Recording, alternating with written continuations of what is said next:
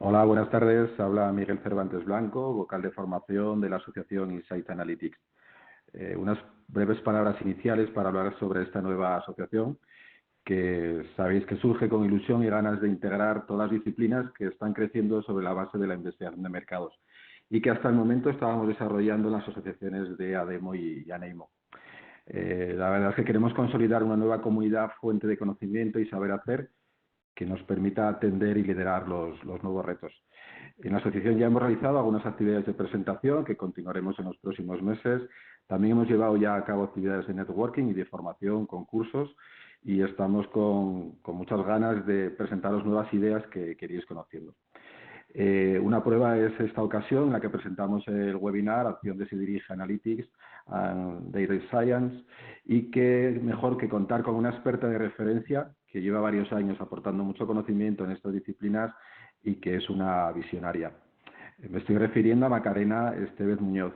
Macarena ha trabajado en diferentes empresas del sector, ha creado y desarrollado una empresa líder como Conento y este año 2019 se ha integrado con su equipo en el grupo de Deloitte.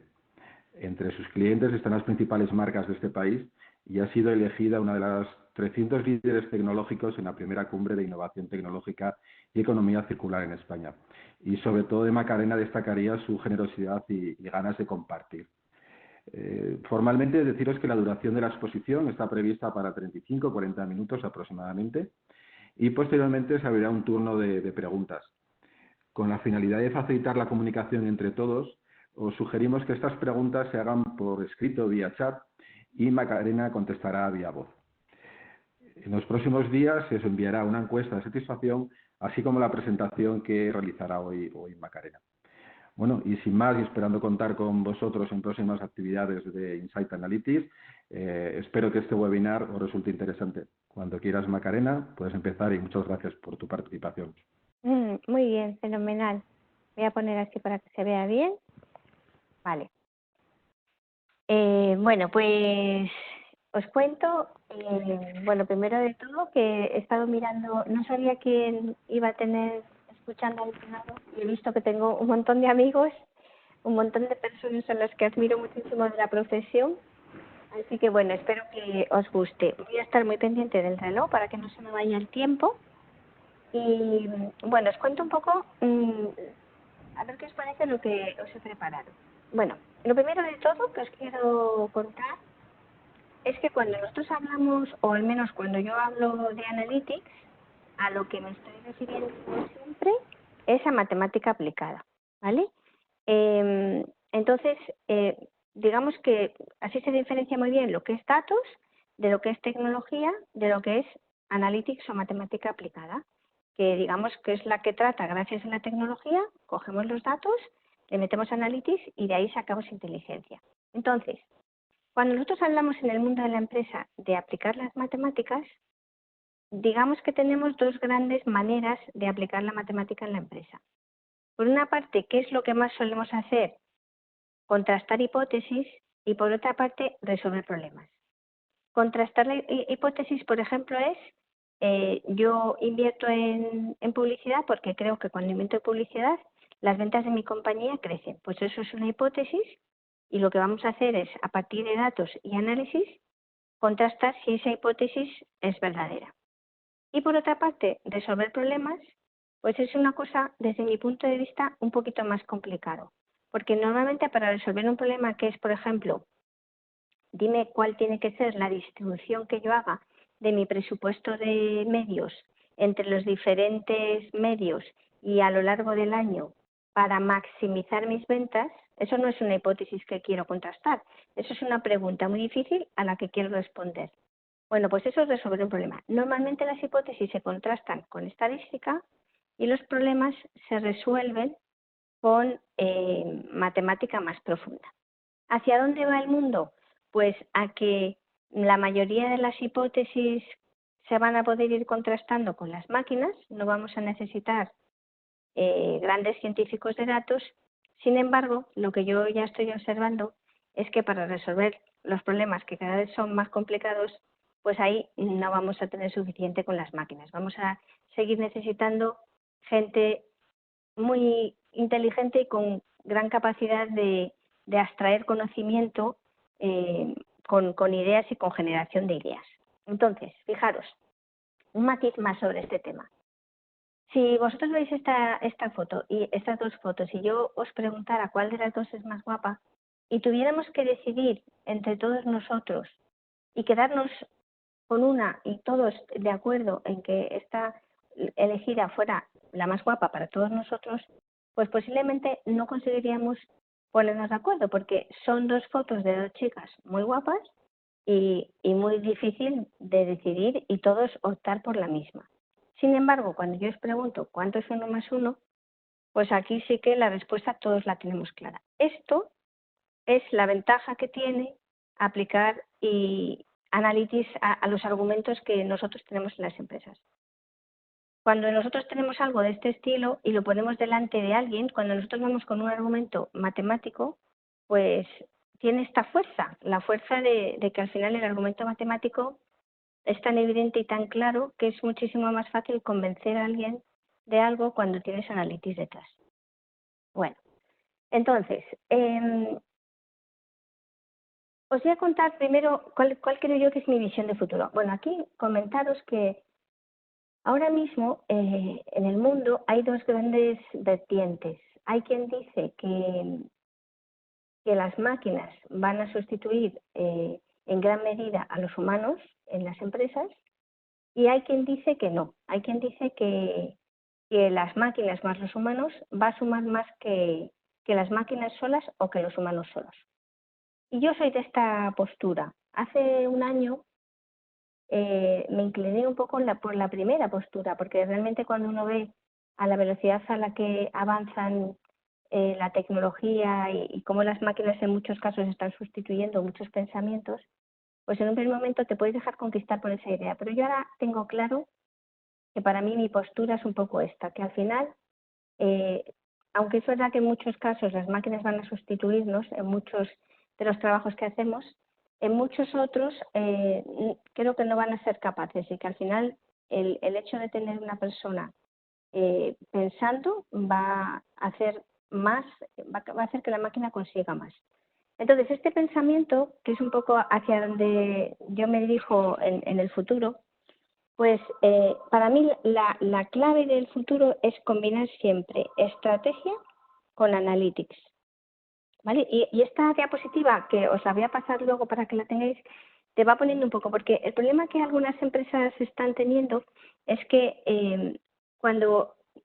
¿qué está pasando ahora mismo en el mundo? En las empresas españolas con las que yo trabajo mucho.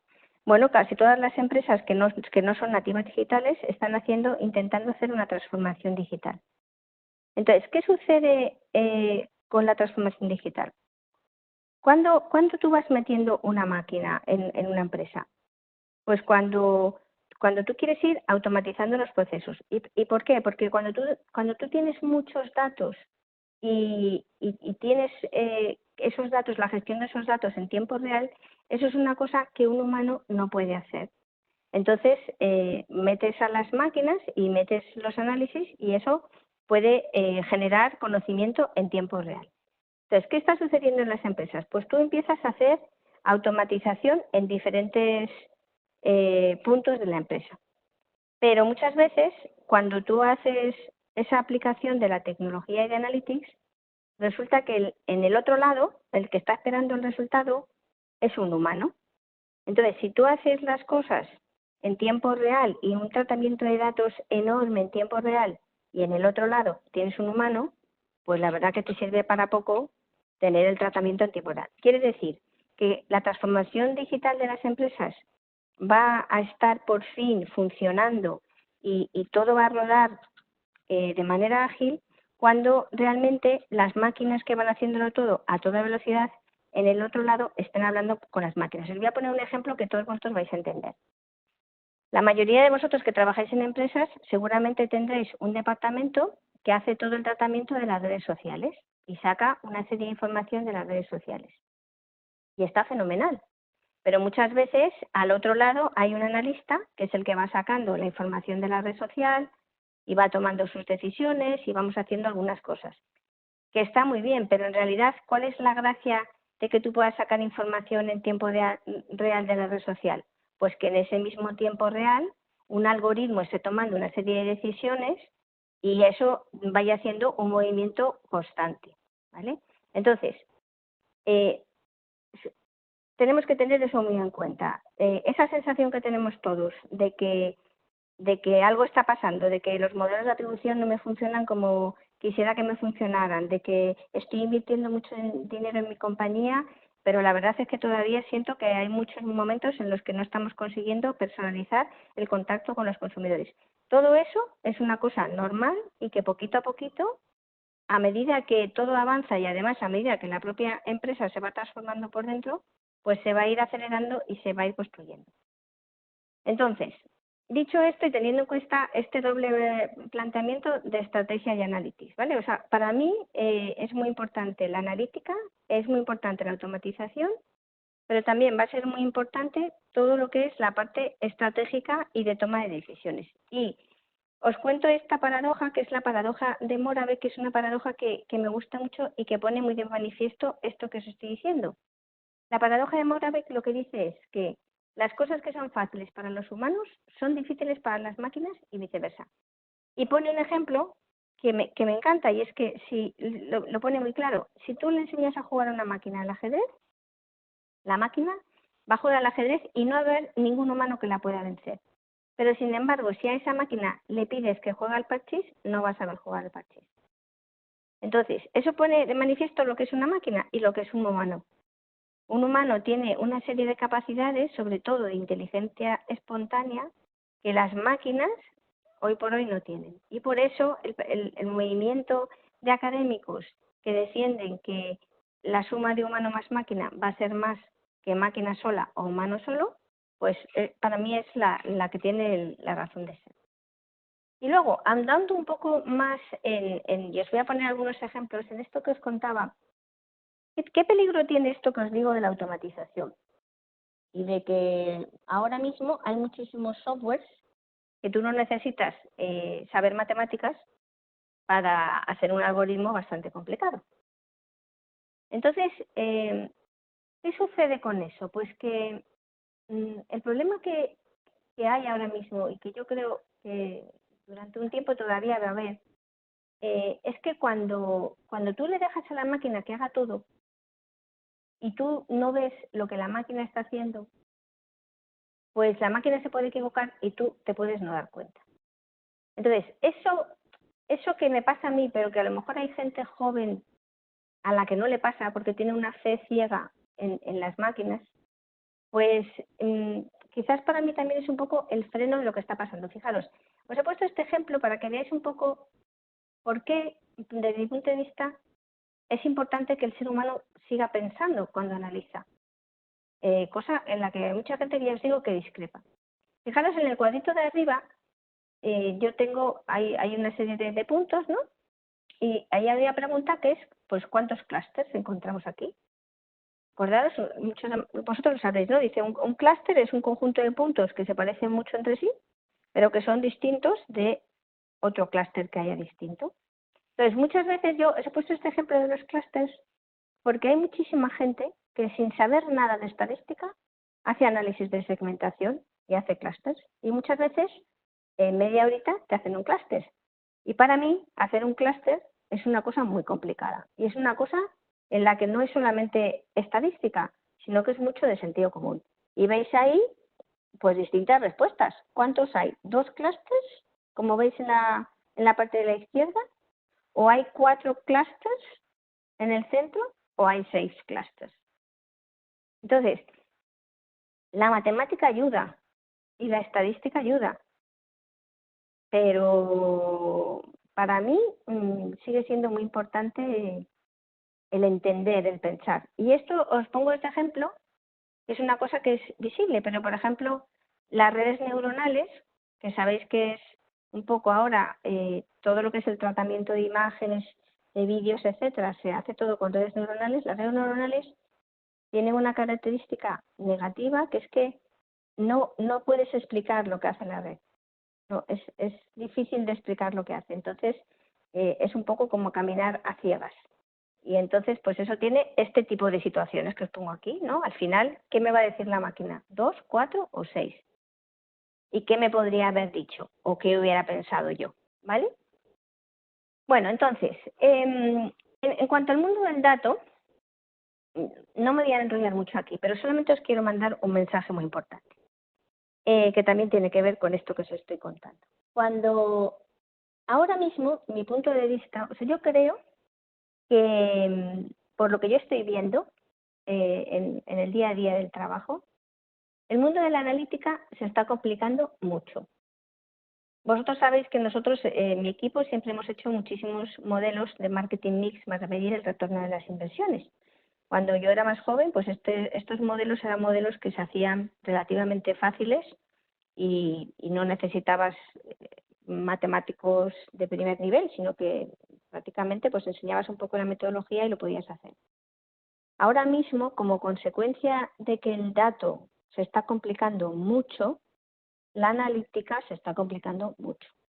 Y donde antes nosotros hacíamos un modelo de este estilo, a lo mejor en un par de semanas, sin errores, ahora estamos tardando más tiempo, bastante más tiempo, 1 mes, 2 meses a veces, con alta probabilidad de error, porque como los datos son tan complicados, el tratamiento de los datos es tan importante, pues al final, si tú el dato no lo tratas bien y no lo revisas 180.000 veces, la probabilidad de que luego cuando tú hagas analytics se te complique y estés diciendo una cosa donde no lo es bastante alta.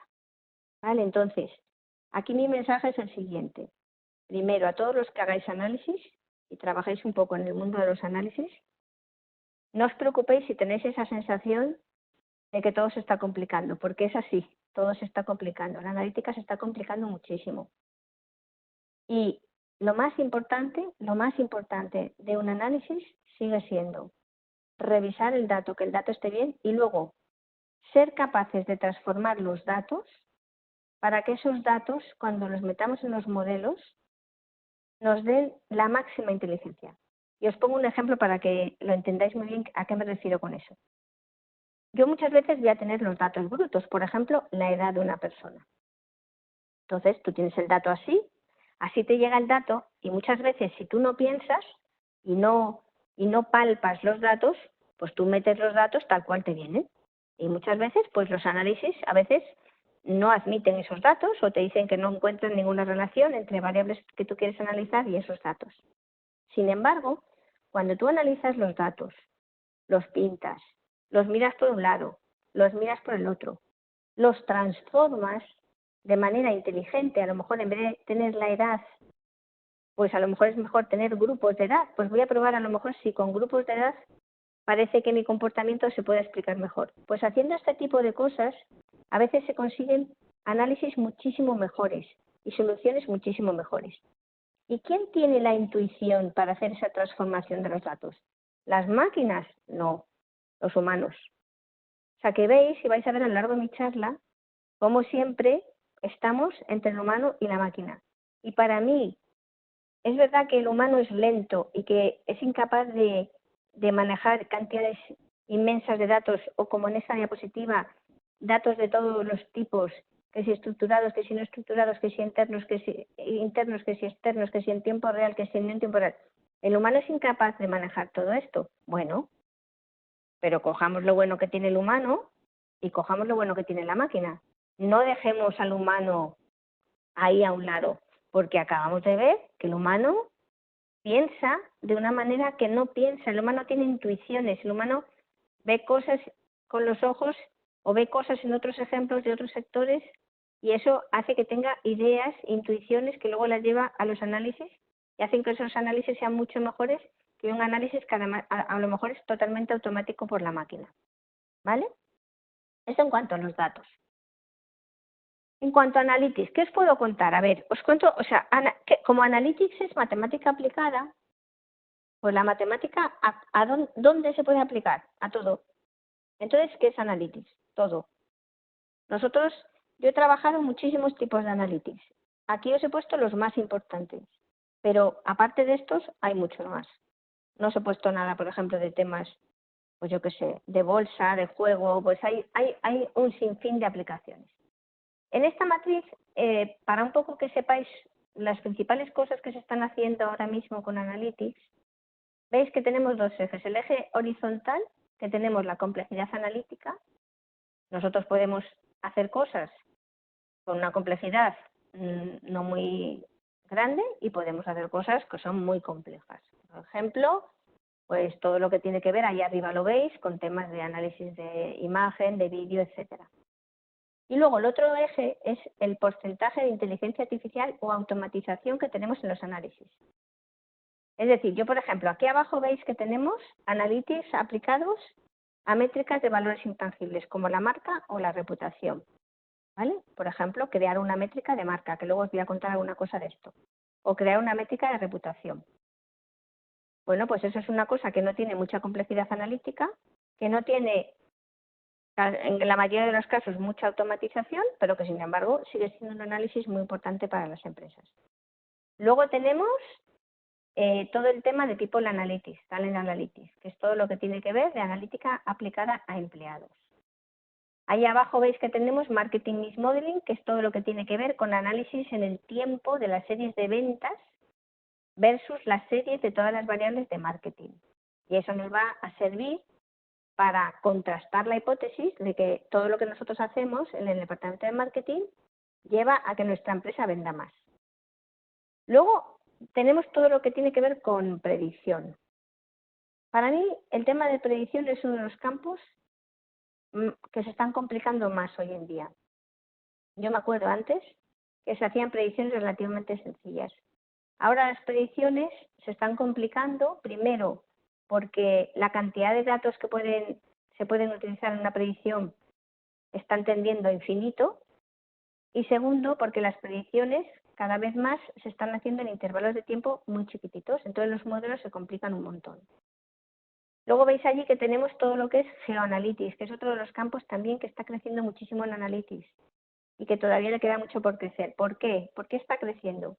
Porque siempre ha sido importante, y en todas las empresas que tienen tiendas a nivel geográfico o puntos de ventas a nivel geográfico, cuando van a abrir nuevas tiendas, hace muchos años que ya siempre hemos querido saber dónde teníamos que abrir una tienda para vender lo máximo posible. Ahora lo que está sucediendo aquí también es que tenemos muchísimos más datos a nivel de geolocalización que teníamos hace unos años. Si solamente os fijáis cuando vosotros entráis en Google y hacéis una búsqueda de un bar, ya veis todos los datos que os está dando Google de ese bar, desde el movimiento que tienen a lo largo del día en el bar, lo que tienen alrededor del bar, y todo eso son datos que nosotros podemos extraer y podemos meter en los modelos. Luego, siguiendo un poquito por la diagonal, tenemos todo lo que tiene que ver con los temas de traqueado online, que luego también os voy a contar alguna cosa de esto, todo lo que tiene que ver con analítica aplicada a los consumidores, todo lo que tiene que ver con pricing, optimización, sistemas de recomendación, todo lo que tiene que ver con optimización de stocks, precios dinámicos, todo eso es analítica bastante complicada. Y por último, veis allí todo lo que tiene que ver con la analítica cognitiva, que también se está complicando mucho. Os voy a contar algunos ejemplos. No es que se complique para mal, se complica para bien. Pero donde hace unos años le veíamos valor a poder analizar en tiempo real el texto de las personas que llaman a un call center, lo que están diciendo, y en función de lo que estén diciendo, pues nosotros poder hacer una serie de acciones, pues ahora ya no solamente es lo que están diciendo, sino que con el tono de la voz podemos añadir información de cómo está la persona, y eso puede enriquecer mucho más lo que nosotros vamos a hacer con la persona. Es decir, de un día para otro, las cosas en este campo van cambiando. Eso es impresionante. Otra cosa que digo yo mucho, también un poco defendiendo el argumento este que os contaba al principio, es que los datos no van a hacer la diferencia en las empresas, porque cada vez más cualquier dato que quieres conseguir, lo puedes conseguir. Y si lo puedes conseguir tú, lo pueden conseguir otros. Así que el dato no nos va a diferenciar. La tecnología tampoco, porque no se trata de que el que más tiene mejor tecnología va a poder comprar. La tecnología también cada vez es una cosa que está más al alcance de todos. La analítica, alguien podría decir, bueno, pero en la analítica Maca puedes tener a lo mejor algoritmos, ya, pero la diferenciación va a ser pequeñita también. Al final, es verdad que el primero que hace un algoritmo puede tener la ventaja, pero luego enseguida el algoritmo se da a conocer. Entonces, ¿cuál va a ser la clave de la diferenciación, de poder estar por delante de la competencia? Las ideas que tengamos. Y cualquier idea se puede conseguir. Cualquier sueño ahora mismo que digas, es que a mí me gustaría poner unos sensores, pero que luego con la cámara y la gente, todo se puede conseguir. O sea, aunque no me lo creáis, aunque hay algunos escépticos que dirán, no, pero Maca, todo. Porque si hay algo que alguien quiera conseguir ahora, con una idea feliz que tenga, y todavía no se ha hecho, vamos a tener un montón de voluntarios para ponerse a hacerlo. Porque en el mundo hay un montón de gente que lo único que quiere hacer es cosas nuevas, de ideas que tienen otras personas, de cosas nuevas que se quieren hacer. Así que lo que más vale son las ideas. Bueno, entonces, por resumir, cuando hablamos de Analytics, tenemos 4 grandes áreas. Todo lo que tiene que ver con estrategia analítica, todo lo que tiene que ver con los datos dentro de la empresa, cómo están relacionados, el tipo de analytics que se utilizan, etcétera. Todo lo que tiene que ver con machine learning, que es todo lo que es algoritmia. Cognitivo, que para mí es un área un poquito diferente, porque la analítica que se utiliza es un poco diferente. Y luego todo lo que tiene que ver con fast data, que para mí también tiene un tipo de analítica y tecnología distinta, cuando tú quieres hacer las cosas en tiempo real versus cuando no. Y ahora os voy a poner algunos ejemplos.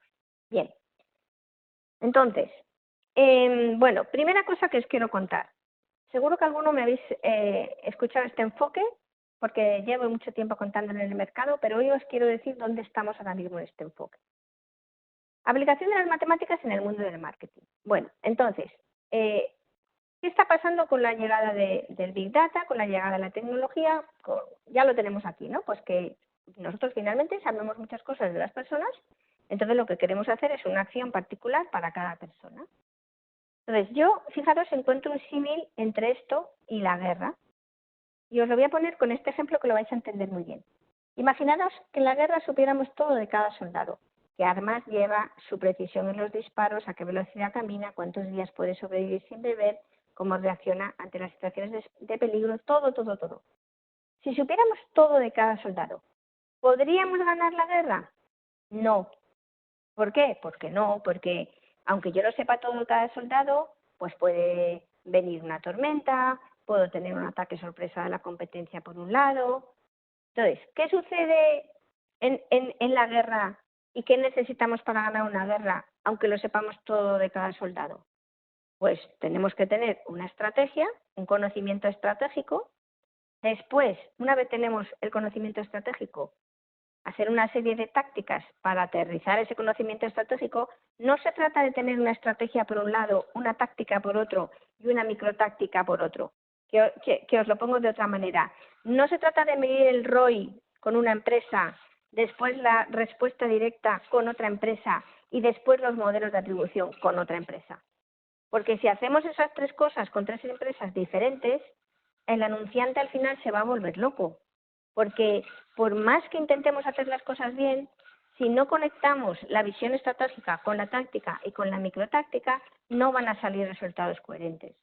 Y entonces el anunciante, que pasa cada vez más y más, pierde la confianza. Si las matemáticas te dicen tonterías, pues tú pierdes la confianza en las matemáticas. Entonces, ¿a qué nos referimos cuando hablamos de estrategia? Fijaros cómo se parece esto a esto. Esto que tengo aquí es un conjunto de modelos matemáticos que cuentan una historia. Una historia de una empresa que tiene 2 canales de ventas, que hace publicidad, hay gente que va a la tienda offline y compra, hay gente que va a la tienda online y compra, es decir, una serie de relaciones. Esto, que es el planteamiento estratégico, que es muy parecido a esto, pues yo de aquí saco una serie de aprendizajes. El retorno de las inversiones de los medios, cómo funciona cada medio, ¿vale? Y puedo hacer una estrategia, decir, oye, el año que viene, si tengo una inversión de 400.000 euros, ¿cómo tengo que repartirlo? Pues mira, si solamente tienes 400.000 euros, lo tienes que meter todo online, desde el punto de vista matemático, para maximizar tus ventas. Si tengo 1,5 millones, pues entonces no, porque entonces resulta que como se te va a saturar online, pues entonces tienes que meter un 36% en online y un 64% en tele. La tele es un medio, que matemáticamente se demuestra que cuando tú tienes poquito dinero no te va a merecer la pena. Pero si tú tienes mucho dinero, es el medio al que tienes que ir hoy por hoy, porque todavía es el medio que tiene la cobertura de la frecuencia que a pesar de que le metas mucho dinero no se va a saturar. Ese tipo de cosas son las cosas que te enseñan estos modelos estratégicos. O, por ejemplo, un escenario de este estilo. Si tú dejas de hacer publicidad aquí, veis en la parte del medio, dejamos de hacer publicidad, entonces veis cómo cae la corte de corto plazo y largo plazo, lógicamente. Luego dices, bueno, cuando yo vuelvo a empezar a meter publicidad, que veis ahí que dispara, ¿rápidamente recupero el nivel de ventas que tenía? Pues ahí veis que no.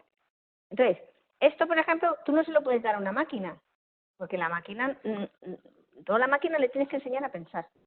Pero si tu pensamiento es espontáneo, pues a la máquina no le puedes hoy por hoy enseñar esa espontaneidad. Entonces, por eso este es el pensamiento estratégico. ¿Qué significa meterle la táctica? Pues la táctica se ve aquí. O sea, la táctica es decir, bueno, voy a hacer foco. No significa que me voy a olvidar de la estrategia, no. Significa que con eso que acabo de aprender voy a hacer foco.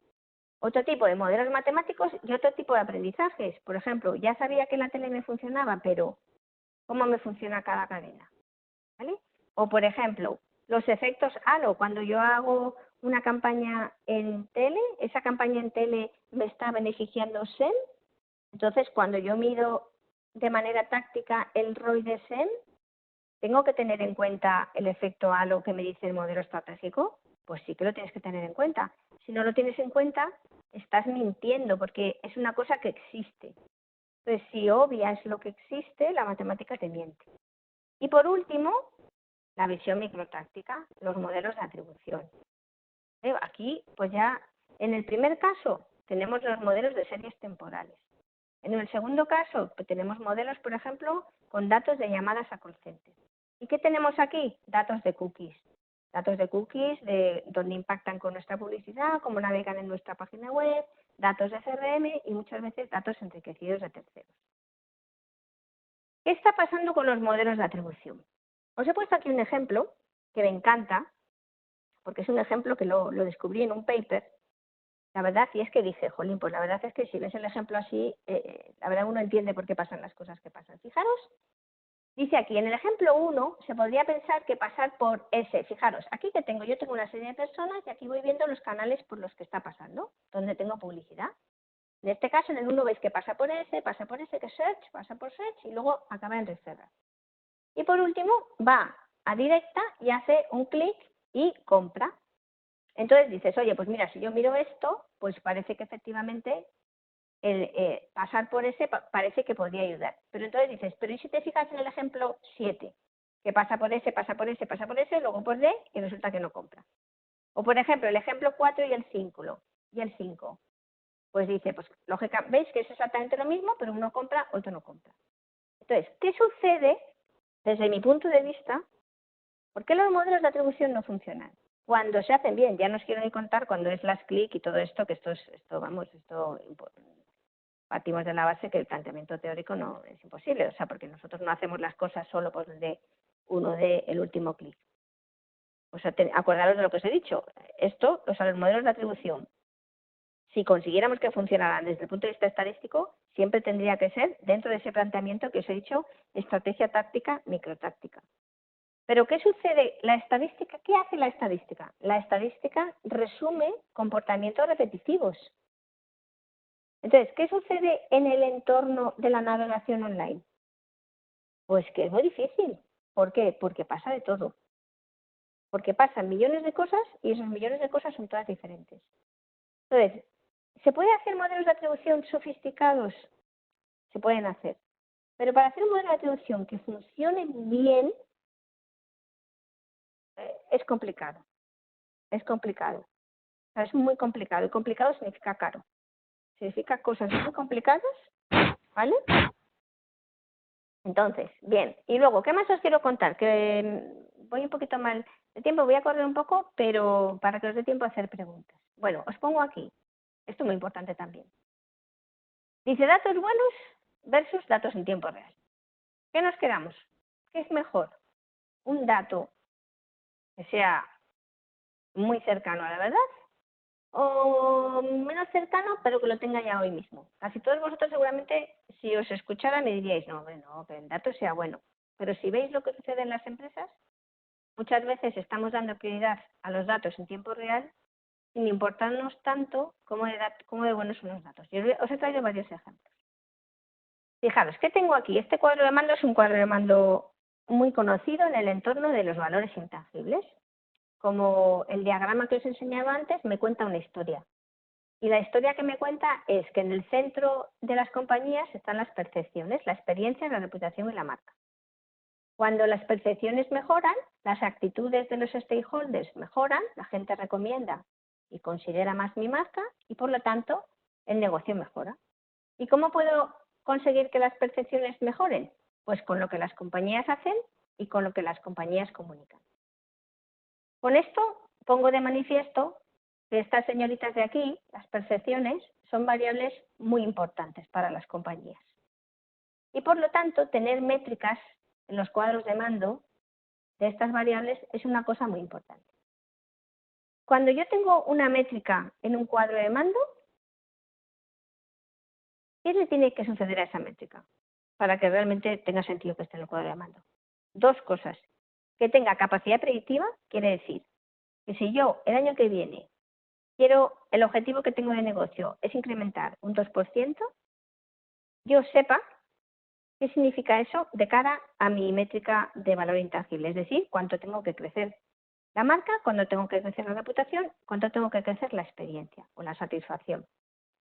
Y, en segundo lugar, que sea una métrica que sé cómo gestionarla, es decir, que sé qué variables, qué palancas explican esa métrica y, por lo tanto, cómo voy a conseguir yo incrementar el año que viene un 2% en la métrica. Y os he puesto aquí un ejemplo, este ejemplo sencillito, este os lo he puesto para que pensáis un poco. Fijaros, esto es un caso real de una métrica de un valor intangible que es la satisfacción. Está hecho para un caso de diferentes hoteles. En negro veis el porcentaje, la importancia que tiene la satisfacción en el número de reservas hoteleras. Primera cosa que veis y que es muy interesante es decir, oye, qué curioso que en diferentes ciudades el porcentaje de la satisfacción es muy diferente. ¿Vale? Ese tipo de cosas son pequeños matices que luego a ti te van a afectar en el análisis. ¿Cómo yo voy a explicar algo como la satisfacción? Y todo esto tiene su aquel que ahora os voy a contar, esto que os estoy contando. Fijaros, este es un modelo, este tipo de modelos que tenéis aquí, donde veis ahí en rojo satisfacción de cliente. Todas las variables que veis que están en un circulito son variables que en estadística se denominan variables latentes. ¿Y qué característica tienen? Una variable latente, yo en el cuestionario no pregunto directamente por esa variable. Es decir, yo no pregunto, le digo que me diga de 0 a 10 la imagen de la marca, sino que yo veis que le pregunto por los cuadraditos que veis ahí arriba. Las cuadraditos son las verdaderas preguntas. Entonces, ¿por qué os cuento esto? Porque cuando yo hablo de medir un valor intangible, hablo de medir una cosa que es muy complicada de medir. Y cuando yo tengo que medir una cosa de este estilo, tengo que hacerlo muy bien. Es decir, me estoy yendo al good data.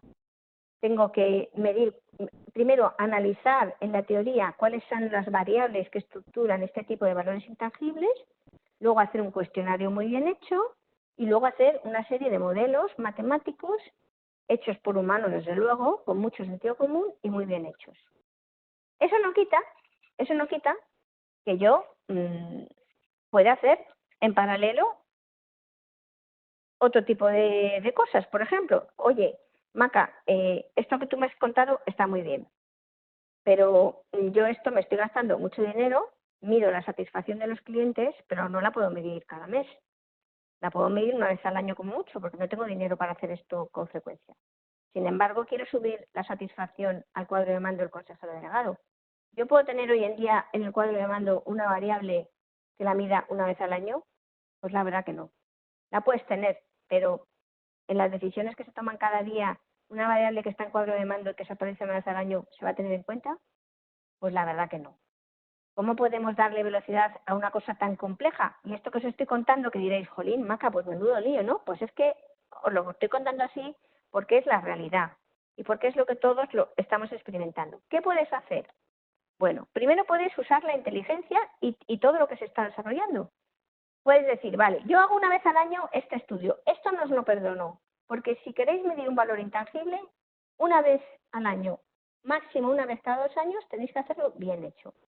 Pero después, en el día a día, puedes decir, oye, yo lo que puedo hacer es, puedo preguntar a las personas que me digan de 0 a 10, por ejemplo, en este caso, de satisfacción de empleados, cómo están de satisfechos, y luego una pregunta más, ¿por qué? ¿Cuáles son los motivos?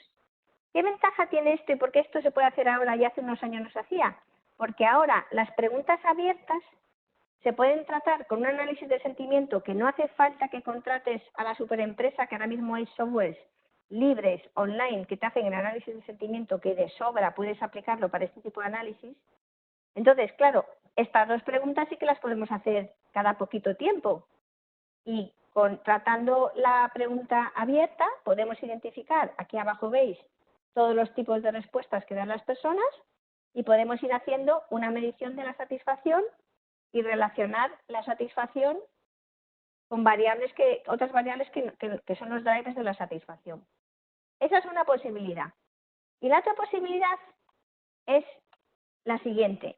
Con esto ya estoy cerca de acabar. Me van a quedar 10 minutitos para que preguntas. Si queréis lo alargamos un poco más. La otra posibilidad es la siguiente. Fijaros, nosotros habíamos visto, aquí tenemos un ejemplo para la marca. ¿Veis? Yo tengo aquí un esquema de marca donde veis que la marca básicamente tiene 3 grandes dimensiones. La energía de la marca, la fuerza de la marca, el power que llama Kantar, parecido, es básicamente una marca es fuerte si la gente la conoce, tiene capacidad de diferenciarse y capacidad de generar vínculo emocional. Eso lo dice la teoría y lo podemos testar con un estudio muy bien hecho. Luego, la marca tiene otras dos grandes dimensiones. La esencia de la marca, que son los contenidos de la marca, y la experiencia de la marca, que es la experiencia que tenemos con la marca en los puntos de contacto. Esto que veis aquí, es un modelo matemático que habría que contrastar con un estudio bien hecho. Y que volvemos a tener el mismo problema que antes, que este estudio no lo puedo hacer una vez al mes. Pero ¿cómo puedo yo darle a esto vida? Pues una cosa que podemos usar es, una vez nosotros tenemos cosas bien medidas fuera de las redes sociales y del entorno digital, nosotros podemos utilizar la red social para seguir el movimiento de mi métrica. Y os cuento aquí cosas importantes. Primero, la red social no es una muestra representativa de España, ni del mundo. Una red social es un universo por sí mismo. Entonces, si nosotros queremos medir cosas en las redes sociales para aprender de nuestras marcas en nuestros países, lo primero que tenemos que hacer es calibrar la red social. Es decir, relacionar cómo se mueve la red social con un estudio que yo he hecho fuera de la red social, con una muestra representativa, un estudio muy bien hecho. Una vez yo tengo calibrada la red social, entonces sí que puedo escuchar la red social, ya sabiendo lo que significa lo que escucho. Si yo tengo 5 comentarios negativos, pues resulta que normalmente hay 7 comentarios negativos, pues resulta que estoy en una posición de privilegio. Porque yo ya sé que, habiendo calibrado, ya sé que lo normal es tener 7 comentarios negativos. Si tengo 5, pues resulta que estoy mejor. Sin embargo, si yo no tengo calibrada la red social, pues no soy capaz me da la sensación de que todo lo que se escucha es malo. Lo siguiente que tengo que hacer es, yo la red social no la puedo escuchar, por ejemplo, cuando vamos a medir la marca, la reputación, la experiencia, cosas tan complejas, no podemos escuchar cualquier cosa, no me vale con escuchar lo bueno y lo malo que se habla en una marca. Lo que tengo que hacer es, del estudio que he hecho, saco una serie de dimensiones bien diferenciadas de la marca o de la reputación. Y tengo que definir un motor de escucha en la red social para cada una de esas dimensiones.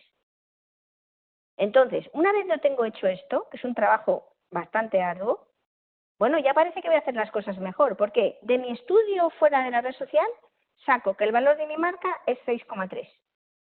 Ese es el valor de mi marca, porque es el valor de un estudio que está muy bien hecho. ¿Qué voy a ir haciendo ahora en el tiempo real? Pues si de 6,3 paso a 6,8, Si luego la semana que viene de repente tengo 5,4, 5,2, puedo identificar rápidamente que tengo un problema, puedo identificar rápidamente si el problema lo tengo en Madrid o lo tengo en Galicia. O sea que la red social sí que me va a ser útil, pero me va a ser útil cuando hago las cosas bien, ¿vale? Bueno, entonces estamos un poquito sobre tiempo, pero os voy a dar pinceladas de cosas que se están haciendo ahora en Analytics que se están complicando. Por ejemplo, y para todos los que seáis analistas que me estéis escuchando, hacia esto es hacia lo que vamos, hacia no hacer lo que hacíamos hasta ahora, sino siempre hacer cosas nuevas. Segmentación. Segmentación es una de las cosas que más se está complicando. Sabemos que siempre hemos calculado la probabilidad de perder clientes, la probabilidad de que un cliente, ser capaces de calcular el valor de un cliente. Pero ahora cada vez más tenemos más información, segmentaciones con variables muy dispersas y segmentaciones no solamente transversales, sino segmentaciones longitudinales en función de cómo las personas se han ido comportando en los últimos meses, por ejemplo. Segmentación se está complicando mucho.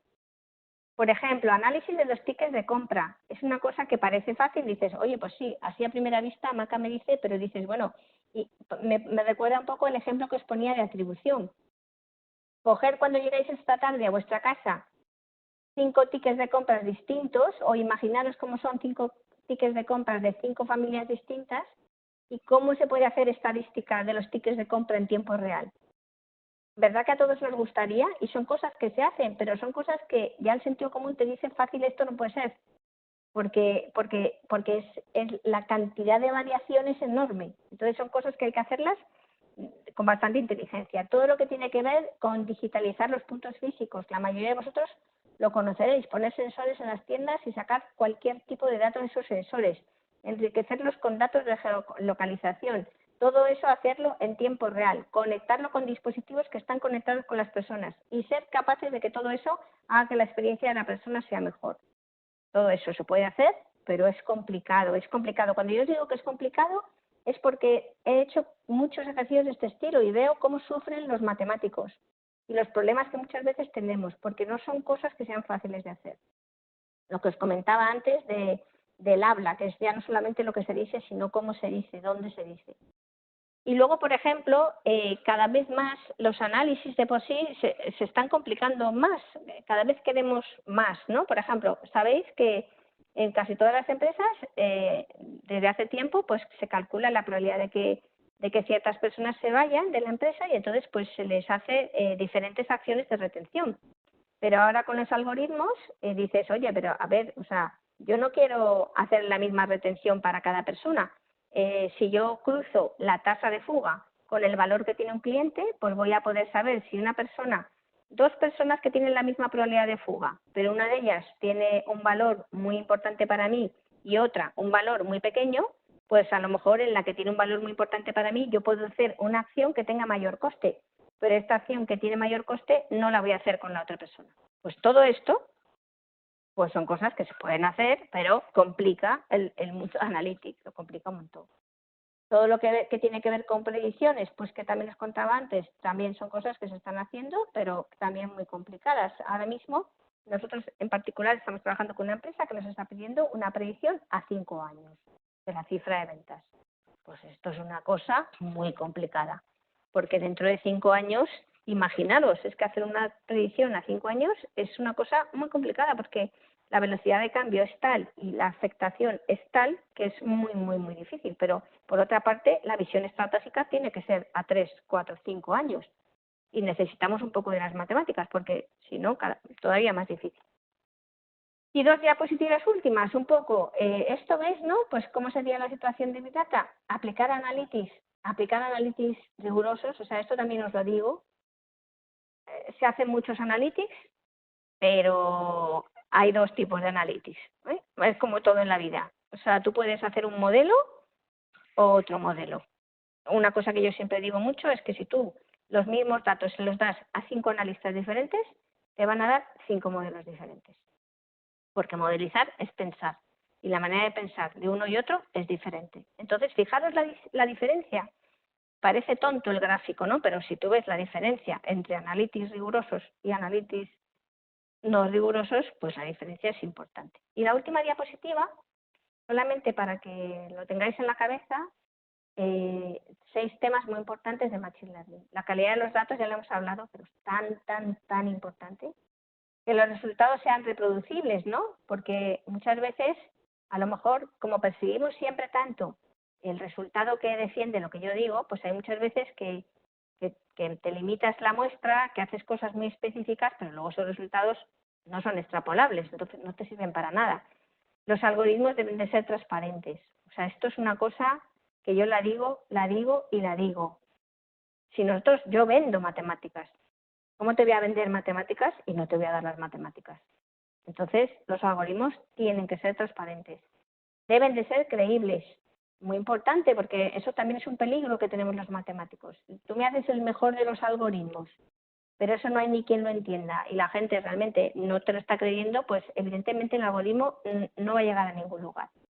Deben demostrar impacto y, por último, deben ser justos. Ya sabéis que esto es una cosa que ahora está muy en boca de todo el mundo, que es el hecho de que al final los algoritmos se basan en datos y los datos están sesgados en cierta manera por su propia condición de pasado, ¿no? Entonces esto es todo lo que está pasando con el tema de los crímenes en Estados Unidos o con muchos temas de género, que como la situación en el pasado era de una manera determinada y yo estoy analizando el presente con el pasado, si el presente es diferente, está limitado por el pasado. Esto es muy importante, por ejemplo, sabéis muchos de vosotros los modelos de marketing mix, para decir el retorno de las inversiones, por lo menos manejamos un histórico de 2 años, pero es que hace 2 años la tele no funcionaba como funciona ahora. Entonces el modelo, ¿sabes? Pero el modelo necesita 2 años. Entonces esas son típicas cosas que son muy importantes ponerlas encima de la mesa y que los analistas las pongan encima de la mesa y entre todos, no solo los analistas, analicemos cómo queremos tratar la información que vamos a analizar y las conclusiones que vamos a sacar. Pero bueno, esto es un poco lo que tenía preparado, me hice un poquito de hora. Bueno, pero yo tengo un poquito más de tiempo, espero que alguno más de vosotros tengáis. Yo creo que... vale, voy a tenerlo.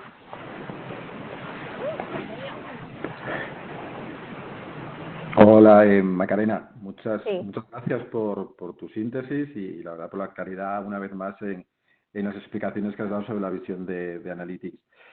Bueno, quiero aprovechar para saludar a los asistentes que están siguiendo el webinar desde distintas localidades de España. Esta es la gran ventaja de esta formación online y también desde varios puntos de Latinoamérica. Y bueno, un saludo específico a un conjunto de profesores universitarios que desde la Asociación ACD nos están acompañando y yo creo que se han visto identificados en algunas de las diapositivas que tú has mostrado. Si os parece, entonces ahora abrimos un turno de preguntas, que algunas ya te están lanzando Macarena. Puedes consultarlos en el Acabo de chat. ver que me decías que no se veía bien la pantalla o que yo la veía perfecta. Sí. Sí, vale, es que si puedes, si lees esto, intenta poner la presentación en modo de pantalla completa. Bueno. Pero bueno, entonces no pasa nada.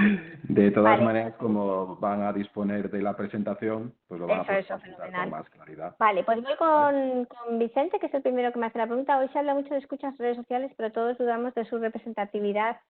¿Quién no está sola? Sí, totalmente, esto es lo que os decía yo. Acordaros que es que la red social no es no es una muestra representativa del universo, es muy importante, pero sí que se puede calibrar la red social. ¿Qué significa calibrar la red social? Pues calibrar la red social significa durante 3 meses observar la red social y compararla con el universo que quieres estudiar. Entonces tú ahí puedes determinar una serie de cosas que suceden en la red social y que a pesar de que sucedan es una realidad distinta fuera de la red social. Un poco el ejemplo que te ponía yo antes, que era un ejemplo muy sencillo, pero si yo en la red social siempre escucho 7 comentarios negativos, 7 comentarios negativos, 7 comentarios negativos, pues si un día escucho 3 comentarios negativos, resulta que la conclusión es que se está hablando mejor. Si tú no habías escuchado durante un tiempo la red social, pues esos 7 comentarios negativos te parecerían, esos 3 comentarios negativos, perdona, te parecerían 3 comentarios negativos. No tendrías cómo compararlos. hay una serie de mecanismos que se pueden aprovechar y puedes utilizar. De todas formas, la red social siempre hay que tener mucho cuidado. Por eso os digo que todo esto que yo os cuento son cosas que se cuentan fácilmente, pero luego hacerlas es complicado. Bueno, luego si queréis os voy a mandar, porque veo aquí que Jorge me está diciendo el tema de un libro actual. Mira, yo tengo, mucha gente me pregunta muchos temas de lectura, entonces tengo un mail que lo tengo preparado, que lo suelo actualizar, que me lo preparan mis chicos, no os penséis que me lo preparo yo, porque yo ya en Analytics estoy ya un poco fuera de mercado, ¿eh? Muchas veces yo cuando veo lo que hacen los chicos de mi equipo digo, Dios mío, de mi vida, la analítica cómo ha cambiado. Pero sí que tengo para comentaros libros, os voy a pasar, cursos gratuitos también muy buenos, páginas web con gente top en Analytics para que podáis seguirlos, ¿vale? Y luego le mando a Miguel, te mando esto y lo mandas, ¿vale? Vale, creo que la presentación os la voy a mandar. Allí tengo una que me dice Antonio, de Valencia. Te puedo recomendar, no sé si, bueno, ya luego si quieres te lo digo, hay una empresa que se llama Meaning Cloud, que para análisis de sentimientos son muy buenas y ofrecen un software muy sencillito, pero me escribes por LinkedIn y te recomiendo. Vale. Y luego, a ver, me dice Alejandra, ¿en qué fases crees que los psicólogos... Los psicólogos un montón. Mira, hoy precisamente, esta mañana, me estaba leyendo un paper de Davenport, que os lo recomiendo un montón. Recuérdame luego, Miguel, que os pase también este paper, que habla del futuro de la inteligencia artificial, y Davenport escribe muy bien, se entiende muy bien su inglés, tiene un inglés muy coloquial, y la verdad que da gusto leerlo. Y precisamente, esta mañana leía lo importante que va a ser los psicólogos en todo esto. Él decía los psicólogos y los economistas, porque cada vez va a ser más importante entender cómo se toman las decisiones. Ahí es donde el ser humano va a tener cabida, porque es un poco donde sale la espontaneidad, ¿no? El decir, oye, pues yo pienso esto, pues yo lo otro, pues vamos a probar tal cosa. Entonces, perfiles como psicólogos y economistas, dice una persona como Davenport, porque es uno de los cracks, que tienen mucho futuro, o sea que buen camino eso. Sí, ves, Meaning Cloud, justamente Luis Fer estaba diciendo lo mismo que te comentaba yo, sí. Además son encantadores los de Meaning Cloud. ¿Hay que dejar a las redes neuronales que encuentren relaciones claves o deben haber una teorización previa que guíe el proceso de acción? Para mí, claramente la segunda opción. Las redes neuronales son las que mejor predicen, ya os lo digo, cuando tú luego comparas el resultado real con la predicción, las redes neuronales predicen muy bien. Si tienes que predecir a toda velocidad, lo mejor es que utilices redes neuronales, pero la red neuronal nunca te va a explicar. Entonces,